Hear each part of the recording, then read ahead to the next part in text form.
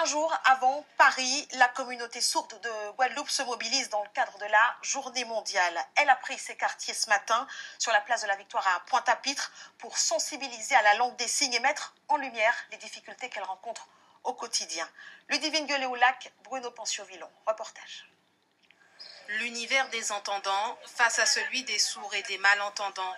Le temps d'une journée, la place de la Victoire s'est transformée en salle de cours de langue des signes française.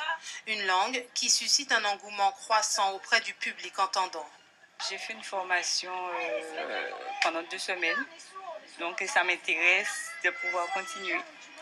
De quoi satisfaire l'association Bébian à notre monde, qui, comme chaque année à l'occasion de la Journée mondiale des sourds, décide de mettre en lumière la culture sourde à travers différentes animations. L'objectif aujourd'hui est de montrer la culture sourde, la langue des signes bien évidemment. C'est vrai qu'il y a beaucoup de sourds aussi.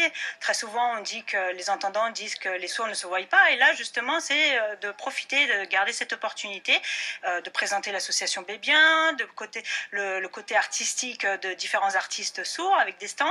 Et les entendants, oui voilà, ils voient le monde des sourds, ils intègrent. Après c'est un choix bien entendu, mais c'est une découverte à la base. C'est très important de montrer la culture sourde, la communauté sourde. Là, on montre qu'il peut y avoir des activités comme le théâtre, la langue des signes, plein d'activités qui sont présentées ici. Les entendants, ils regardent, ils écoutent, ils voient que les sourds, il y a une accessibilité et qu'on peut faire des choses. Donc les entendants sont très intéressés et viennent de plus en plus nombreux chaque année. Et ça, c'est intéressant, c'est bien. Mais il n'y a pas assez de sourds qui viennent, c'est dommage. Il faudrait que la prochaine fois, il y ait un petit peu plus de sourds qui viennent.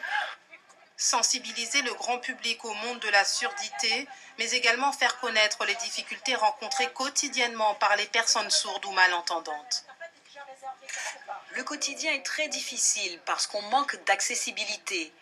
Il y a trop peu d'interprètes, par exemple à l'université, il n'y a pas d'interprètes, donc les sourds sont bloqués dans l'éducation.